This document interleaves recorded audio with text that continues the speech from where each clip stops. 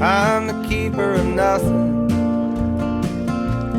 but an old flame consuming the shadows. Spali jsme vlastně v hamakách a všude jsme měli mravence, takže jsme vlastně spali s mravencem a takže to byla docela sranda. Měli jsme k večeři kaši s hořecím, takovým trhaným, což bylo moc dobrý. A k snídaní palačinky, taky lívance palačinky byly moc dobrý, s marmeládou.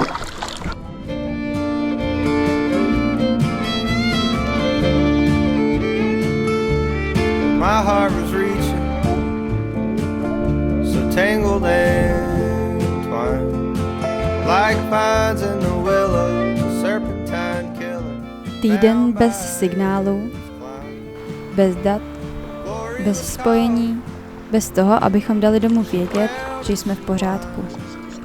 Bez rozptylování, instantního dopaminu a starostí, který jsme nechali doma. Naprostý odpojení od toho zrychleného světa a napojení tam, kam patříme. Napojení k sobě samým. Všichni máme životy zrychlený a nedokážeme zpomalit. Jedeme životy takovou rychlostí, že nestíháme vnímat to, co je opravdu důležitý, na čem nám záleží a kam vůbec směřujeme.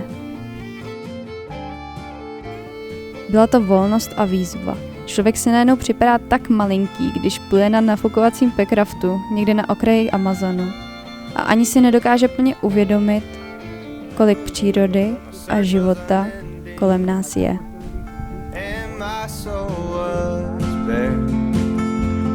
Darling, you came to me like a midnight flare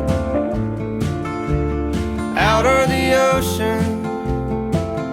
The stars had all gone. My heart was broken, lost and alone. Darling, you came to me like a beacon, leading me home.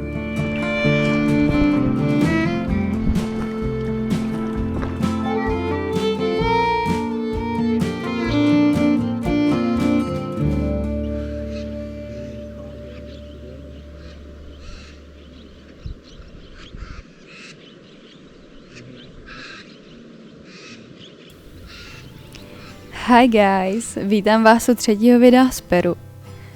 Jsem hrozně ráda, že se díváte. Jak se máte? Další noc jsme se rozhodli, že zkusíme spaní na pláži.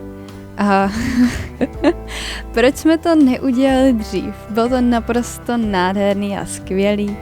Písek byl vyhřátý ještě z dne a při spaní foukal jemný vítr skrz stan, který jsme si postavili. Viděli jsme východ i západ slunce a večer jsme si udělali oheň. A ani ten písek nebyl tak nepohodlný. Ještě před spaním jsme šli zkusit štěstí k řece, jestli neuvidíme kajmany. Jejich oči odrážející se ve světle baterky, ale bohužel jsme neviděli. Ale co jsme viděli, byla noční obloha, úplně bez mraků, bez jakýhokoliv světelného znečištění. A v životě jsem neviděla krásnější. Jenom škoda, že to nemám zaznamenaný a natočený.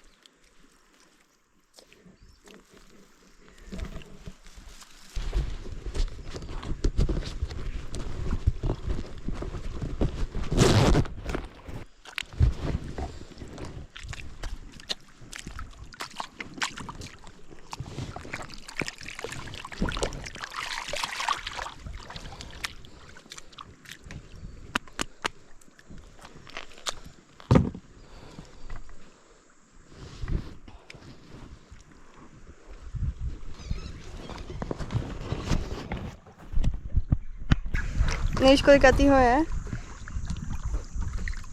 Nevíš, viď? Cože? Nevíš, kolikátýho je? To nevím. Já taky ne. Dnes jsme spali na pláži, což bylo o kolik procent lepší? Tak řekl bych o 100. Tak o 100% lepší, protože jsme spali vlastně na zemi s tím, že jsme měli plachtu prostě postavenou a nebyli tam žádní mravenci a vlastně tam byly jenom mužky malí a ráno komáři, ale ne v síti, nad sítí. Takže to bylo skvělý a spalo se nádherně. Cože? Uschly ti ty kalhoty? No, trochu. Trochu. Protože byly úplně mokrý, tak aspoň trochu uschly. V džungli by neuschly vůbec, ještě by byly víc mokrý.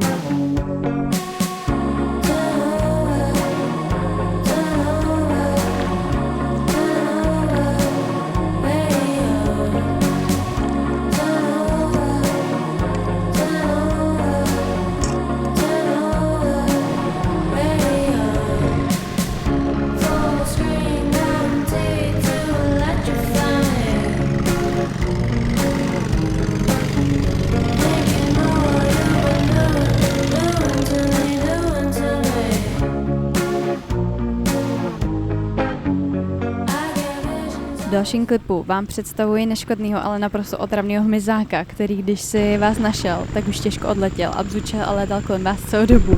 A mně se ho podařilo trefit pádlem 2krát. No tak pojď na kameru. No pojď.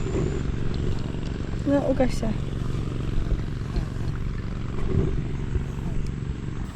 Vzadu můžeme vidět těžební techniku, těžbu zlata, která se v městečku Boca Colorado víc a víc rozšiřuje. A tady je hezky vidět, jak se slévají dvě různé řeky.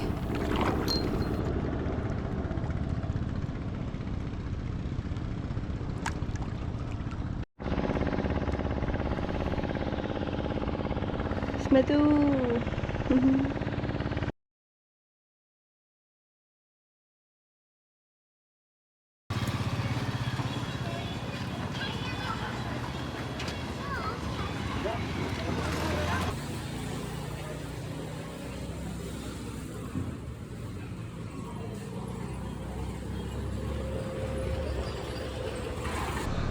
Then we'll just throw them all in. Just right there. So let's just do this.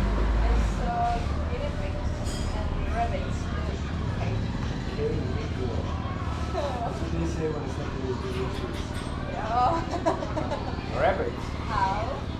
Que rico. It's like rich food. Delicioso. Výborný. Ubytovali jsme se, konečně se pořádně vysprchovali, oblíkli se do čistého oblečení a vyrazili do ulic na nějakou dobrou večeři.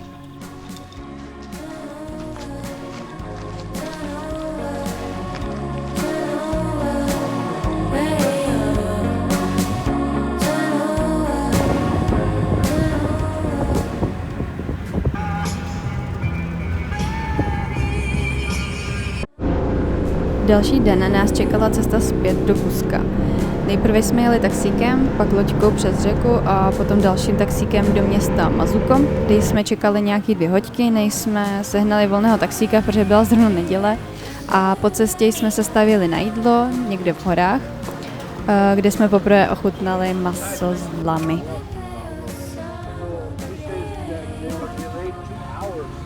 All right.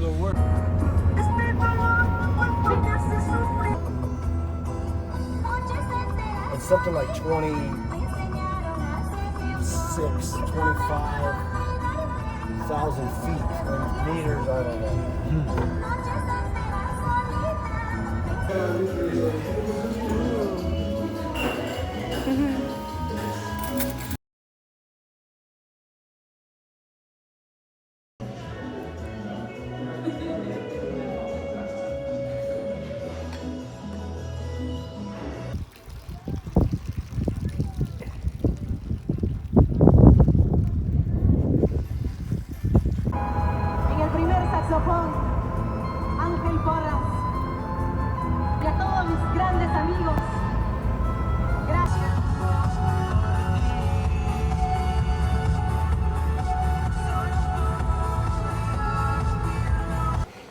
Helky, nemůžeš jít tak rychle.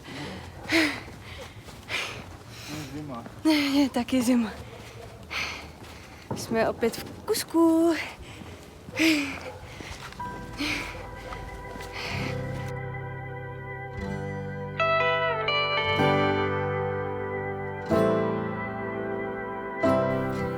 Děkuji, že jste dokoukali až do konce dalšího dílu z naší peruánské plavby Amazonem a i když plavba už skončila, tak videa z Peru rozhodně ne. V dalších videí vám chci ukázat, jak jsme šli Salcantay Trek přes hory až k Machu Picchu. Tak zase příště.